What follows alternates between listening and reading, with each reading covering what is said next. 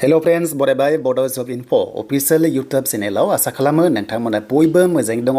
दा latest update फैबाय official notice release खालामबाय बेनो जाबाय CSB निफ्राय आरो बे CSB आ गैला नामा एबा डिजल्भ जामारबाय नामा गोदान official notice फैदों ग्रेड 3 ग्रेड 4 फरेस्ट आरो BCDC आव साख्रिया मा जागोन दानि गोदान सरकारा मानिया बुंदों बेखौ दाखालि माखासे मिडियायाव दानिया बे गोदान official notice आ मा जिनिस आरो लोगोसे माब्ला दा साख्रि मोनगोन बेनि सायाव गोबां जोंनि युथ्सफोरा नेगासिनो बेनो जाबाय ग्रेड 3 ग्रेड 4 रिप्रसेस होननानै दायो फाइनाली CSB निफ्राय गोदान अफिसियेल नोटिस रिलिज खालामबाय दा बेखायनो जों बेखौ A to Z नायगोन दा जाय नोंथांमोना चेनेलाव गोदान साबस्क्राइब खालामना ला जाहाथे आपकामिं लेटेस्ट आपडेट BTC साख्रि स्टेट सेन्ट्रेल नोंथांमोना मोननो हागोन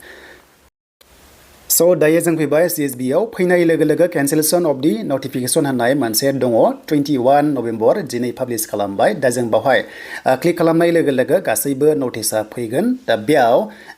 जोङो बेयाव क्लिक खालामनाय लोगो नटिसखौ जों बेयाव खालामनोसै जेराव CSB आ मोनसे गोदान अफिसियेल नटिस फाइनाली रिलिज खालामबाय दा बेनो जाबाय नै नोंथांमोना प्रिन्ट डेटखौ मोनदों 19 नभेम्बर नाथाय पाब्लिश खालामनाया दिनै खालामदों दा बावहाय बुंदों माखासे विथड्रनि खोथा नटिफिकेशन बावहाय जेरै CSB खौहाय फर्म खालामनाय जानांगौ बेनो जाबाय 2021 आव दा बिनि मेमो नाम्बार दङ इशु डेट दङ बेखौ जों मिन्थिबाय नाथाय बिनि गाहायाव मोनसे आरोबाव एटाचमेन्ट मोनसे दङ बेनो जाबाय नटिस दा बे जाबाय नै नटिफिकेशन नोंथांमोना मोनदों दा बावहाय बुंदों नोंथांमोना पार्सुएन्स अफ रेजुलेसन 4.9 एक्जिकिउटिभ मोनसे मिटिं लादोंमोन आरो बे मिटिं जादोंमोन 14 अक्ट'बराव दा बावहाय बुंदों जे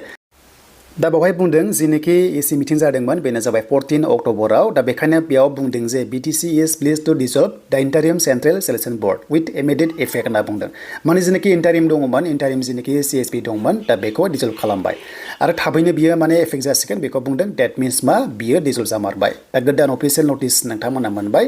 अब्ला गोदान CSB क्रिएट खालामगोन बा फर्म खालामगोन बा बडि बानायगोन बिनि उनावसो प्रसेसा जासिगोन बेनो जाबाय ग्रेड 3 आरो ग्रेड 4 आ दा गुबै बाथ्रा बेसो जे माने जिनोखि CSB आ गोदान रि एग्जाम खालामगोन ना रि प्रसेस खालामगोन बेखौ दा बुंनो हाथ'आ जेब्ला गोदान अफिसियेल नटिफिकेशन होयो अब्लासो जों बावहाय मोनथिसिगोन दा फाइनाली इन्टारिम जिनोखि CSB दंमोन बे इन्टारिमसोमोन बे रोखा जाबाय देन बेनिफ्राय गोदान CSB बडि दासिगोन आरो बे गोदान CSB बडि दायोबा लिस्टआव जागोन सोर चेयारमेन सोर मेम्बार बाव थागोन होमबासो नेक्स्ट लेभेलाव जिनोखि रिक्रुटमेन्ट प्रसेसा ग्रेड 3 ग्रेड 4 आ रि प्रसेस बा जिनोखि जानो गोनां दंमोन पेन्डिंआ बियो जानो हासिगौ दा गोदान एग्जाम जागोन ना गोदान एप्लाइ जागोन बे उननि बाथ्रासो बेखौ दा बुंनो हाला जेब्लानो गोदान अफिसियेल नटिस फैयो नोंथांमोना बड' जब इनफो इउटुब चेनेलाव मोननो हागोन दा जिनोखि फरेस्टआव जिनोखि साख्रि मोनदों बा BCDC आव मोनदों दा बेनि सायाव गोबां कमेन्ट्स खालामदों दा फरेस्टनि सेलारिया हाबबाय प्रफेसनेल सेलारि हाबबाय खायसे डिभिजनाव नाथाय खायसे हाबथ'वाखै आरो BCDC हाबथ'वाखै सेलारिया बाट फरेस्टआ हाबजेनबाय दा नेक्स्ट लेभेलाव जि आपडेट फैयो नैबे डिसेम्बरनि गेजेराव बा जानुवारिनि गेजेराव नोंथांमोना ग्रेड 3 ग्रेड 4 नि सायाव लेटेस्ट आपडेटखौ मोनफिनगोन दा बेनो ग्रेड 3 ग्रेड 4 आव गोबां युथ्सफोरा साख्रि लानो नेबाय दङमोन डिसेम्बर जानुवारियाव नाथाय